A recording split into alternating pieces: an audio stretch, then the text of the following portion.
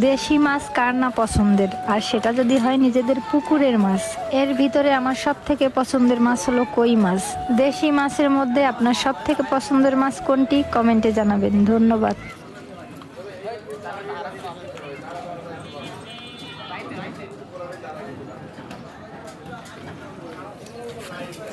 কি করো?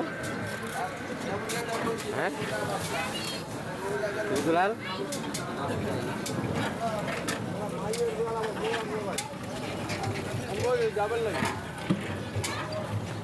চারটা আর নাই গো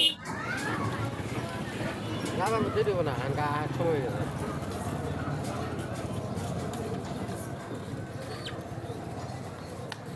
কত করে জোড়া জবা করা মন নিয়ে যাইতেছে গা ও বাবা